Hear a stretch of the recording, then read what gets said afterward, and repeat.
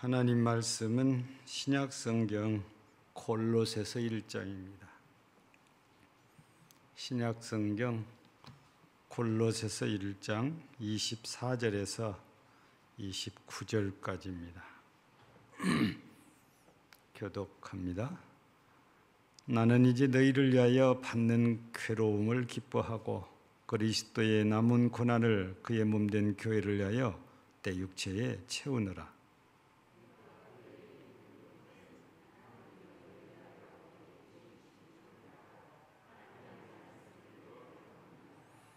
이 비밀은 만세와 만대로부터 감추어졌던 것인데 이제는 그의 성도들에게 나타났고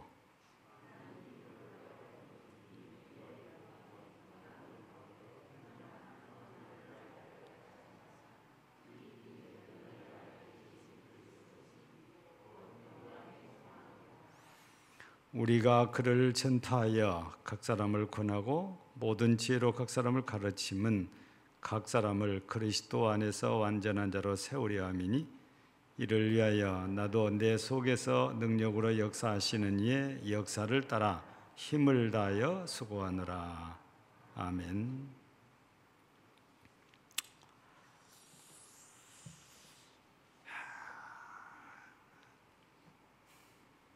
오늘 당회를 하면서 장로님이 오늘 낮 예배에 몇 분이나 되신가 이렇게 질문을 했더니 우리 길장로님께서 약 100명 정도 됐다고 그래요. 일부 예배가 약 한 30명 정도 참석을 합니다.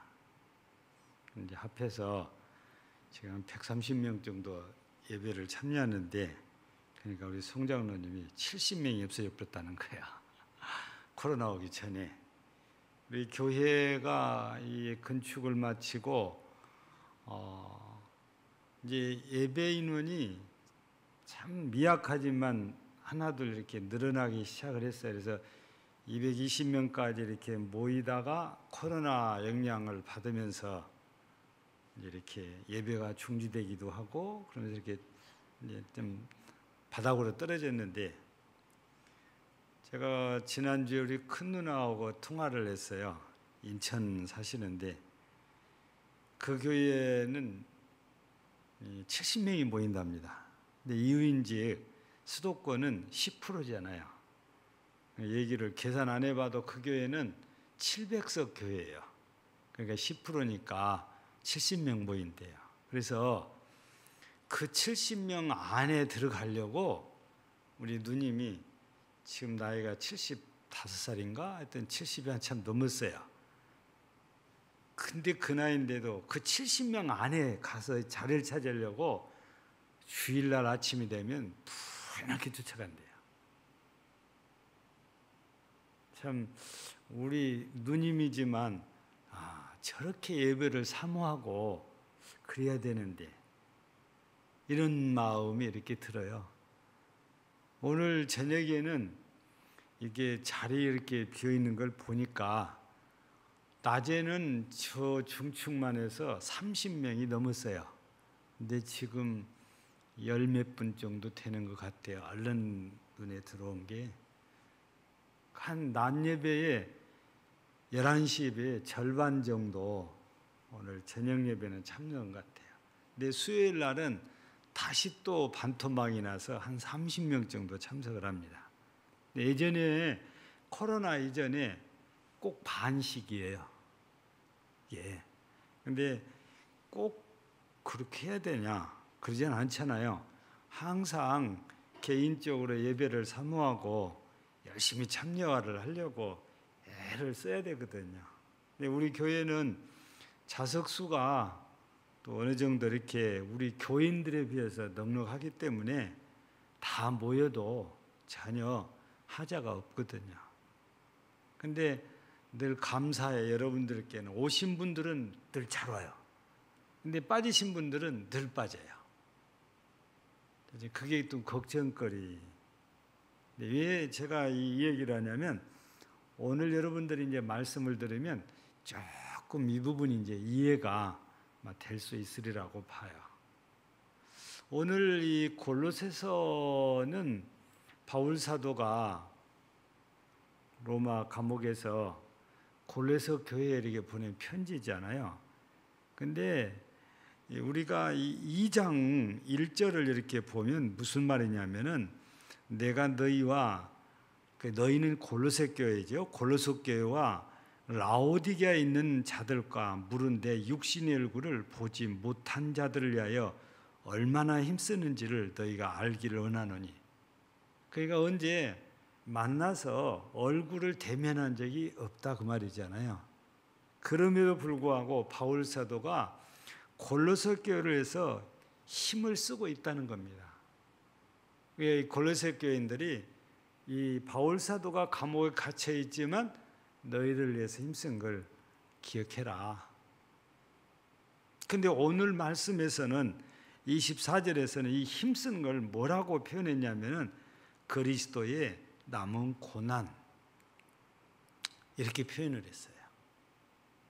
그래서 이제 오늘은 이제 조금 이 본문을 또 설명을 드리면서 이 남은 고난이 무엇인지 이 부분에 대한 말씀을 함께 나누려고 그래요. 그래서 고난의 의미라는 제목을 이렇게 드리게 된 것입니다.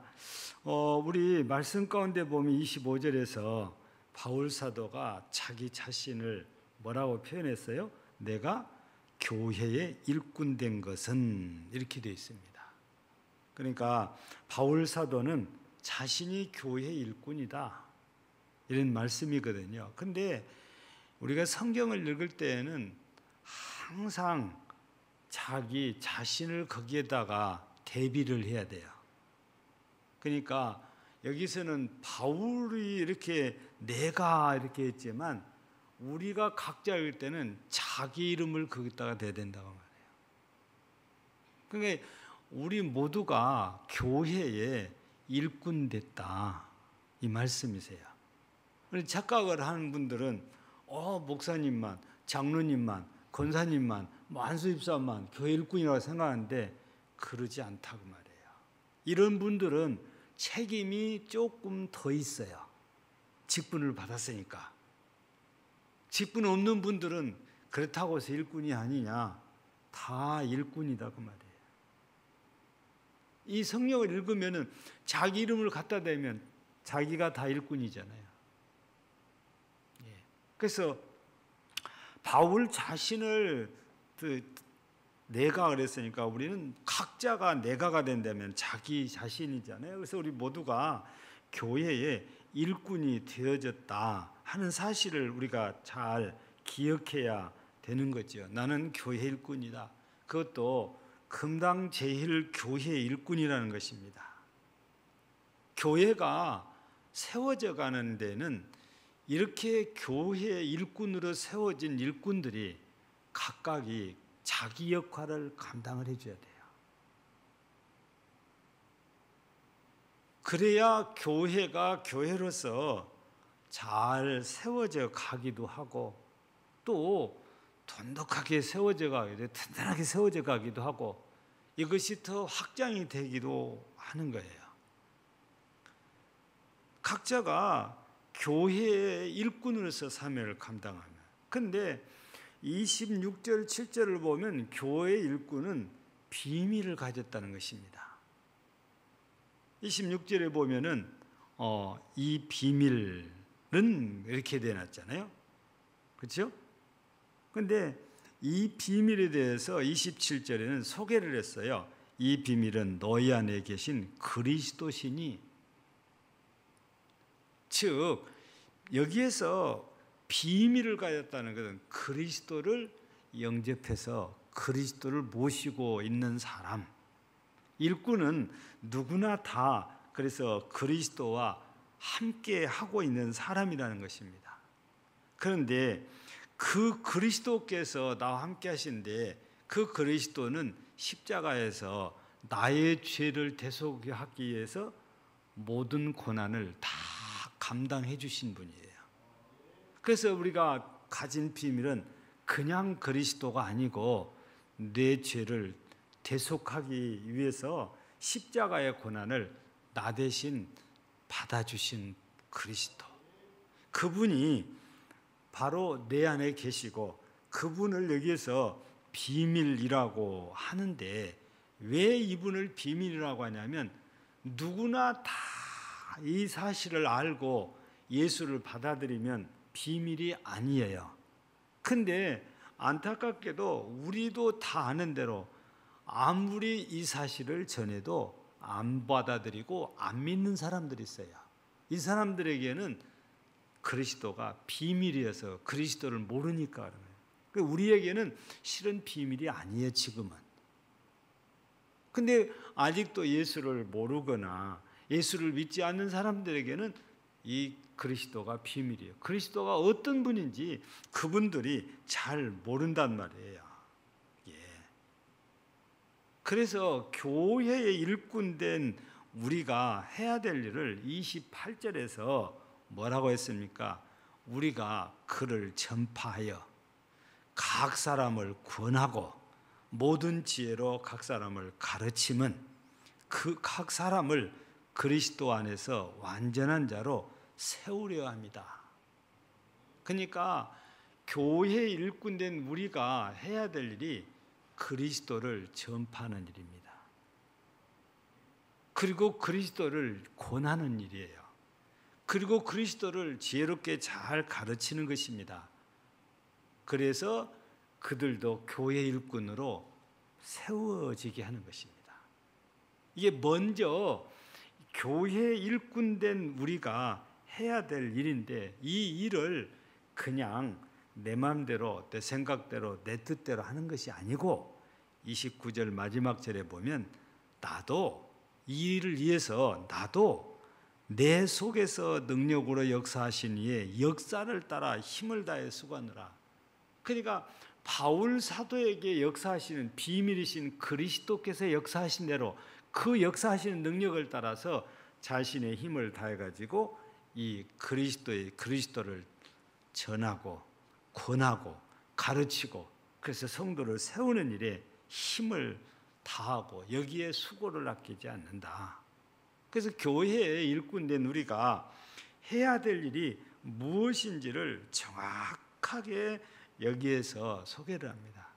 근데 이 일을 하려다 보니까 오늘 24절에서 무슨 얘기를 합니까? 나는 이제 너희를 위하여 받는 괴로움을 기뻐하고 그랬습니다.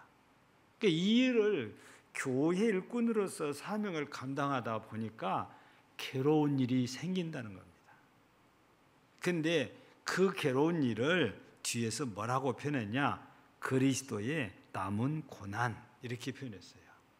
근데 이렇게 고난이라 할지라도 그의 몸된 교회를 위해서 내가 육체로 내가 다 감당하겠다 해서 내 육체에 채우노라 그래요. 결국에 몸된 교회를 위해서 내가 힘들고 괴로운 것들을 감당하겠습니다. 바울 사도는 지금 그렇게 교회 일꾼으로서의 그 사명을 지금 감당하고 있다는 사실을 여기에서 말씀하고 있는 거거든요. 예. 그래서 우리는 분명히 여기서 우리 각자가 교회 일꾼이라는 사실을 기억해야 됩니다. 일꾼은 할 일이 있는데 그 일이 그리스도, 나의 죄를 대속하고 십자가에서 죽으신 그 그리스도, 비밀이신 그리스도를 아직 모르는 사람, 아직 믿지 않는 사람들에게 전파하고 권하고 믿으라고 권하고, 받아들인 사람들을 잘 지혜롭게 그리스도를 가르쳐서 나와 같은 일꾼이 되게 하는 것입니다.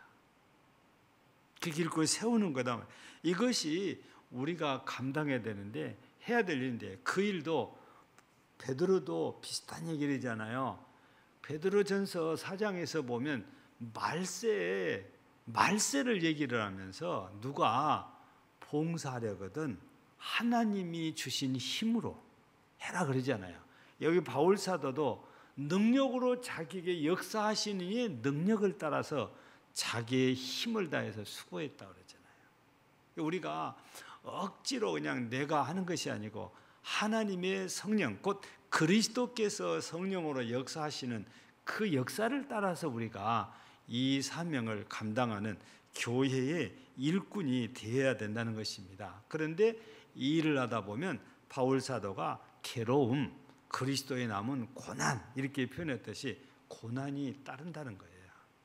일을 하다가 보면 고난이 있다는 것입니다. 예. 남들에게 안 좋은 소리 들을 수 있어요. 비난도 받을 수 있어요. 조롱도 받을 수 있어요. 우리 중에는 그런 일이 없지만 우리가 이 전도하는 사람들의 얘기를 듣다가 보면 오물을 끼얹기도 하는 거예요. 더 심한 분은 소변을 갖다가 끼얹기도 하는 거예요. 집에 모아놓은 쓰레기를 갖다가 막 던지기도 하고.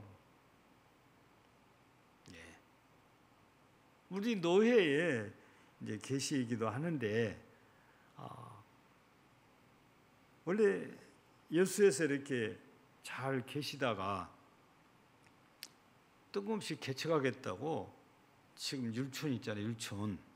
지금은 이제 전부 산단이 되어버렸어요. 다 깎여버렸어요. 그 마을도 없어지고 산 밑에 조그마한 마을이 하나 있는데 거기 가서 개척을 하겠다고 들어간 거예요. 가지고 뭐 무대부로 가서 그냥 방을 하나 넣으려고 이렇게 찾아다녔는데 동네에서 아무도 잘 안 주려고 그래요. 그런데 할아버지 할머니께서 기꺼이 방을 내주시겠대요. 그래서 거기서 기거를 하면서 그 예배를 드리려고 그 방을 얻었어요. 돈을 주고. 근데 곧 돌아오는 추석이 돌아오잖아요. 이런 명절 때 아들 내들이 쫓아왔다 보더니 갑자기 돌변해가지고 지금 당장에 짐을 다 가져가라는 거예요. 그래서 이 목사님이 일주일만 시간을 주라. 내가 집을 다시 얻어서 옮기겠다 그러니까 아들들이 안 된대요. 당장이에요. 그래서 지금 당장 어떻게 하냐? 나 못하겠다 그랬더니 꽃갱이를 들고 와서 방바닥을 파더라고요.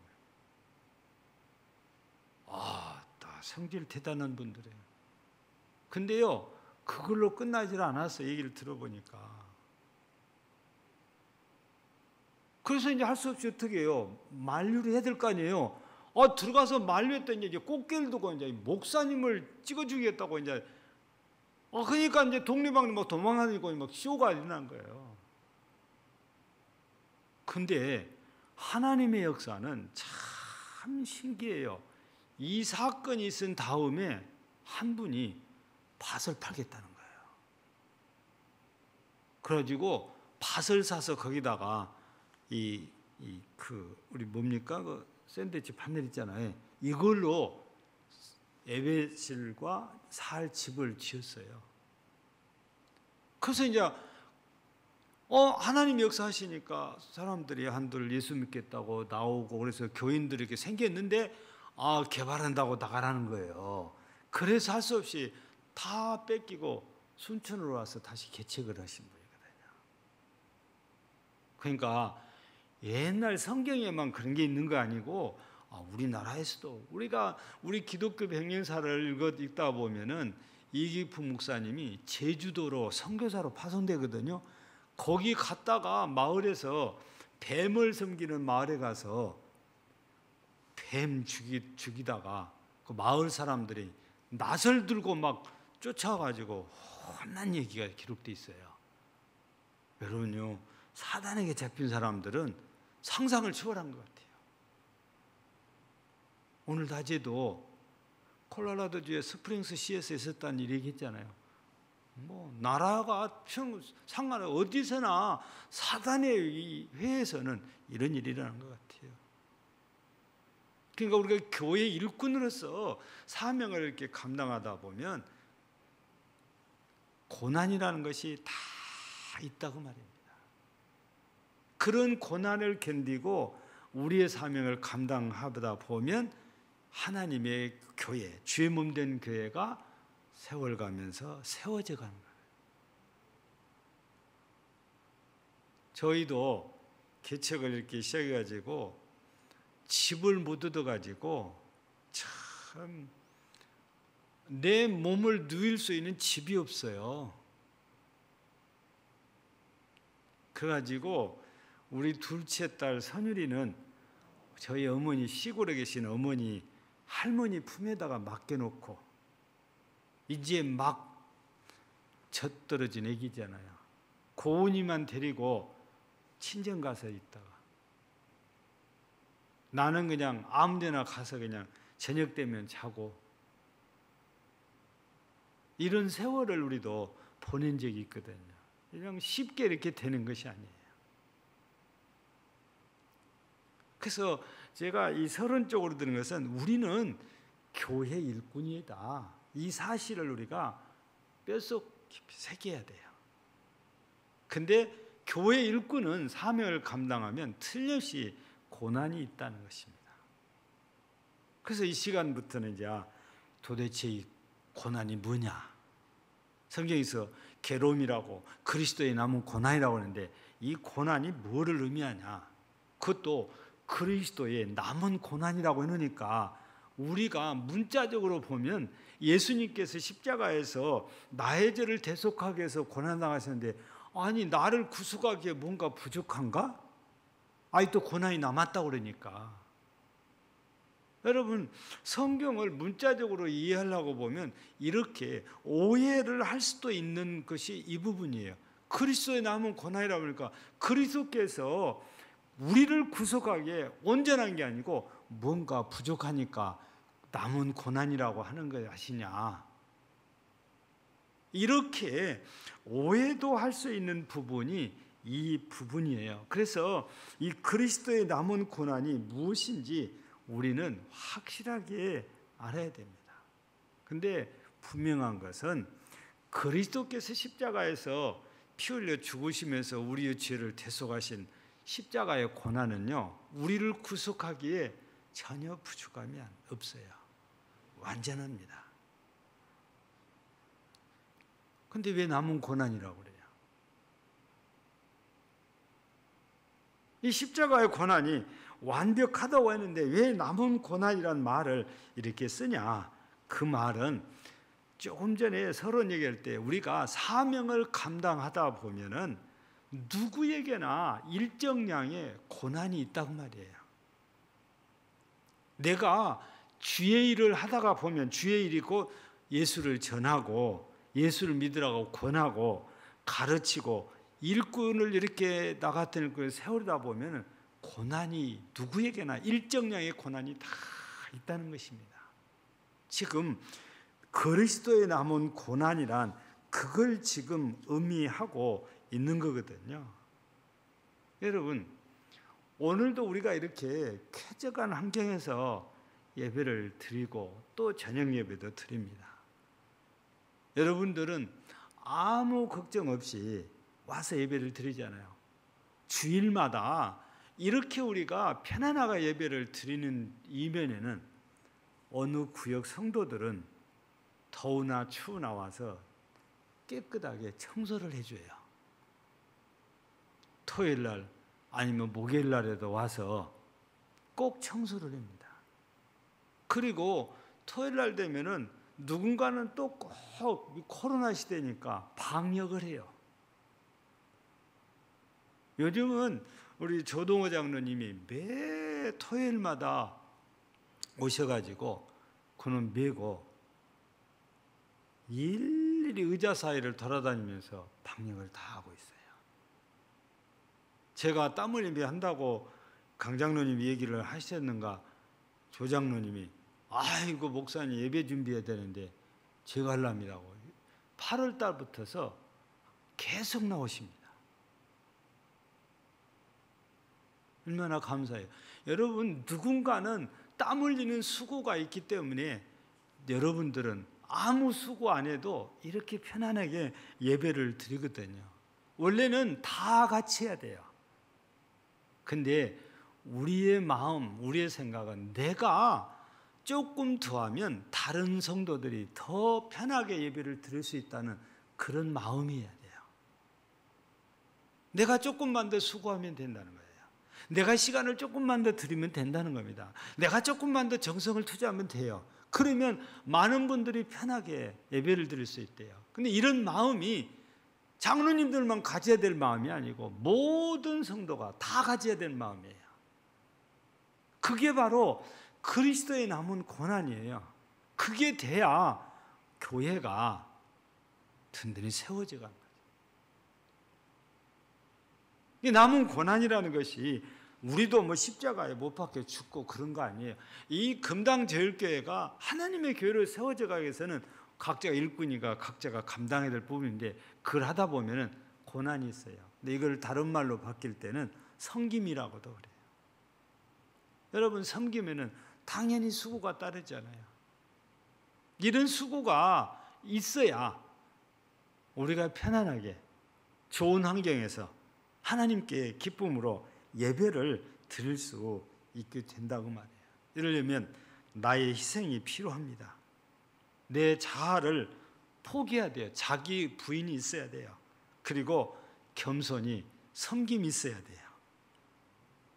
그래야 내가 감당해야 될 고난 이상의 고난을 내가 감당해 주게 되고, 그러면 성도들 중에 많은 분들이 그런 힘든 고난을 안 당해도 이렇게 함께 예배를 드릴 수 있게 돼요. 여러분, 우리가 이 사실을 잊어버리면 절대로 안 되는 일이에요. 주일마다 누군가는 수고를 하고 있습니다. 그냥 내가 안 하니까 남도 안 한다고 생각하면 안 돼. 누군가는 이렇게 해요.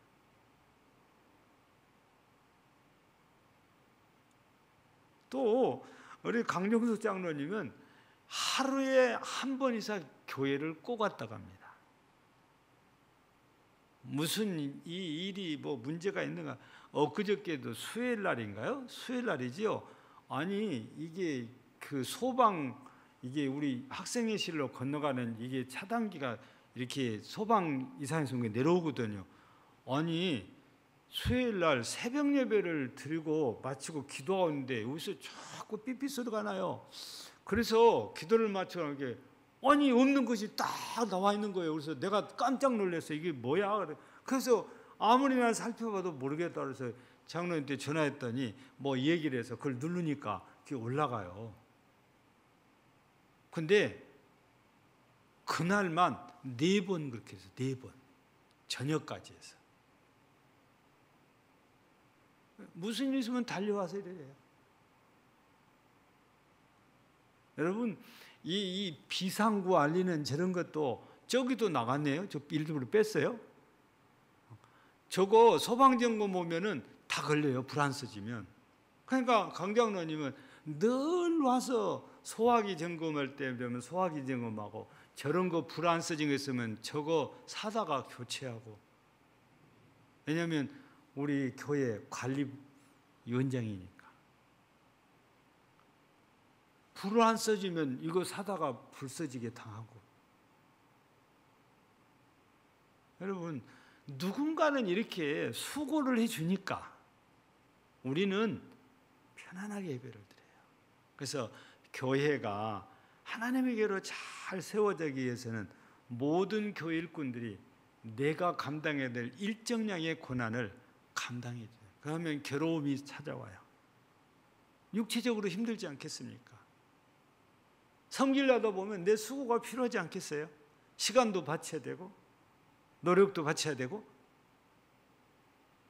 이걸 그리스도의 남은 고난이라고 그래요. 그래 이 고난을 우리가 잘 감당하면서 사명을 감당할 때 교회가 점점 부흥하기도 하고 성장하기도 하고 더 말씀 위에 든든히 세워져 은혜롭게 세워져 가는 거예요. 모두가 일정량의 고난을 감당해 줄 때에. 근데 우리는 내가 더 해야지 이런 마음으로 우리가 감당해 주면 다른 사람이 조금 더 편하게 예배를 드릴 수 있게 되고 신앙생활 할 수 있게 된다는 것이죠. 우리는 내가 좀 더 하지 이런 마음으로 우리가 사명을 잘 감당해야 된다는 것입니다. 그러면 이 그리스도의 남은 고난이라는 게 이런 것인데 이 고난의 성격 우리가 잘 살펴보면 그래요. 이 고난은 항상 나보다 약한 자를 위해서 내가 더 감당을 해야 된다는 것입니다. 그래서 오늘 말씀 보면 24절에 나는 이제 너희를 위하여 받는 괴로움을 기뻐하고 그래요. 즉 바울 사도 입장에서 보면 골로새 교회 성도들이 바울 사도보다 믿음이 약한 자다 그 말이에요. 나보다 믿음이 약한 너희를 위해서 내가 괴로움 당하는 것을 기쁘게 생각한다. 너희를 위해서 내가 수고하는 것을 기쁘게 생각한다고 말이지. 여러분 일반 세상에서도 가정에서도 어른이 애들을 돌봅니다. 큰 자가 작은 자를 돌보는 것은 너무 자연스러운 일이잖아요. 아주 오래됐어요. 뭐 한 15년 전 일인데 우리 학생들도 그 학교 갔어요. 대전 가면 침례 신학대학이라는데 거기서 수양회를 한 적이 있어요. 학생들. 그래서 학생들도 거기를 간 적이 있는데 저는 전도 세미나를 한다고 미국에서 아주 유명한 강사가 온다고 그래서 이제 거기를 갔는데 들어보니까 다 아는 얘기예요. 무슨 얘기냐면 집에 가정 얘기예요. 큰 딸을 낳았어요. 그리고 엄마가 또 둘째도 낳고 셋째도 하고 있는데 큰 딸은 엄마가 애지중지 엄마가 다 키운다는 거예요. 둘째까지도 엄마가 다 키운대요. 근데 셋째부터서는 큰아이가 일정 부분 엄마가 하던 일을 감당해야 돼요. 아주 이만큼이지만. 근데 다섯째 아이를 낳으면은 이 아이가 업어주고 놀아주고 다 엄마가 할 일을 얘가 많이 감당을 해준대요. 그러니까 전도도 똑같다는 거예요. 아무것도 모르는 사람을 데려오면은 성도들이 먼저 온 성도들이 잘 돌봐주고 섬겨줘서 성장하게 해야 된다. 전도 시스템이 그렇게 돼야 된다. 그래서 우리 교회도 뭐 새신자 팀도 만들고 또 양육팀도 만들고 우리도 한다고 했는데 이것들이 끝까지 못 가고 중간에 그냥 희지부지 하게 되긴 했지만 아무튼 오는 분들을 어떻게든 신앙으로 세워보려고 예를 쓰는데 맡은 책임자들이 수고를 해줘야 돼요. 괴로움을 기쁨으로 감당해. 그 고난을 감당해 줘야 돼요. 그래야 교회가 세웠는데 나보다 강한 자를 위해서 내가 괴로움을 당해주고 고난 당해준 거 아니에요. 나보다 약한 자를. 그게 그 섬김이란 나보다 위에 있는 사람을 섬기는 게 아니고 못한 사람을 섬겨야 내가 하나님 앞에서 겸손한 자로 인정을 받게 되는 것이잖아요. 바울 사도는 본 적도 없는 골로새 교회의 성도들을 이렇게 섬기면서 괴로움을 당해도 고난을 당해도 기뻐한다. 이렇게 얘기를 한단 말이에요. 그러면서 앞서도 말씀드린 대로 2장 1절에 보면 내가 너희를 위하여 얼마나 힘쓰고 애쓰는지 너희가 알아주면 좋겠다. 그런 얘기가 나온 걸 보면 바울 사도가 얼마나 골로새 교회를 위해서 힘쓰고 해서 기도를 하는지 또 알게 모르게 섬겨주는지 이걸 우리가 엿볼 수 있잖아요. 바울 사도는 이런 일을 나 너희 때문에 힘들어 그게 아니고 그걸 나는 기쁘게 생각한다. 내가 너희를 위해서 이렇게 괴로움을 당한 것도 기쁘다. 그래서 우리는 주님 앞에서 수고하는 일을 기쁨으로 감당할 때에 그게 우리에게 은혜가 되죠. 두 번째는 우리의 이 고난은 교회를 위해 됩니다. 오늘 말씀에도 그렇게 내어 있잖아요. 그리스도의 남은 고난을 그의 몸된 교회를 위하여 내 육체에 채우느라 그렇게 했잖아요. 바울 사도는 이 고난을 자기를 위해서가 아니에요. 교회를 위해서요. 여러분 교회는 그리스도를 구주로 믿고 영접한 사람들의 모임 자체를 교회라고 그러잖아요.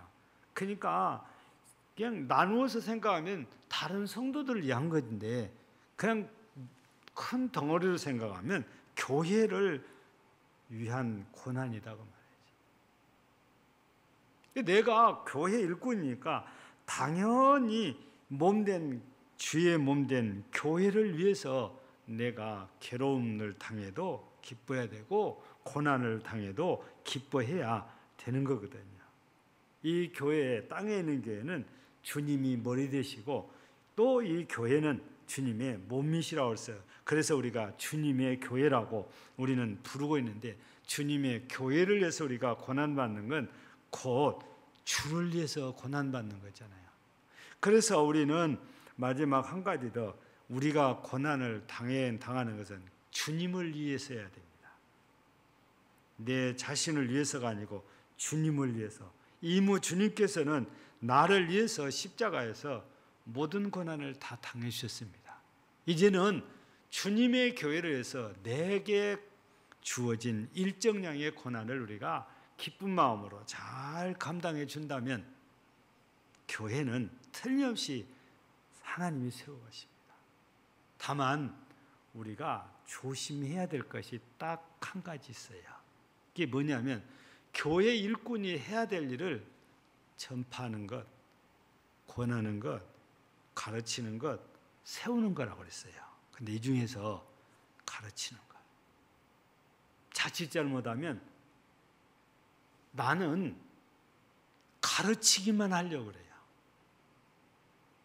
이렇게 되면 나도 모르게 바리새인이 되어버려요. 우리 성경을 보면 바리새인들이 가르치는 내용을 보면 기가 막히게 좋아요. 근데 자기들은 이걸 하기 위해서 이거 하나도 움직이질 않아요. 손가락 하나도 움직이지 않는다고 말입니다. 교회 와서 뭔가 어디를 쓰면 그냥 아무런 생각 없이 그냥 치우는 거예요. 그건 내 눈에 보였다는 것은 주님이 나보고 하라는구나, 그렇게 생각하고 내가 하면 돼요. 근데 도대체 이 교회는 이런 거 치운 사람도 없냐 하면서 투덜거리고 불평하고 그러면 안 돼요. 누구는 해야 되고 누구는 말만 해야 되는 것이 아니라 제일 먼저 내 눈에 보였다는 것은 주님이 나보고 하라는 소리예요. 그렇게 알고 우리가 해야 되지. 그거 안 한다고 당신 이거 하시려고 가르치려고 하면 이게 가르침 받는 사람이 싫어해요.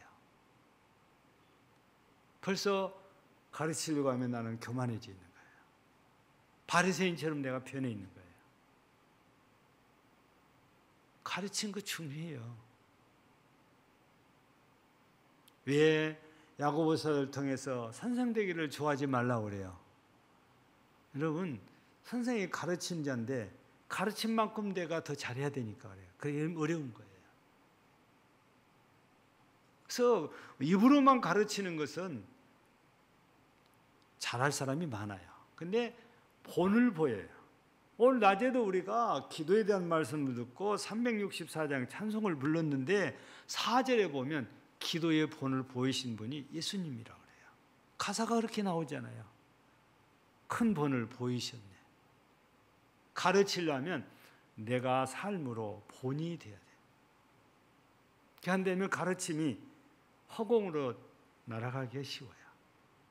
우리가 교회 일꾼으로서 이렇게 하는데 정말 꼭 해야 될 일인데 그것이 잘 밸런스가 맞아야지 다른 건 안 하고 가르치려고만 하면 이게 문제가 시험거리가 되어져요. 사랑하는 우리 성도 여러분, 이제 말씀을 마치려고 합니다. 우리는 교회 일꾼이에요.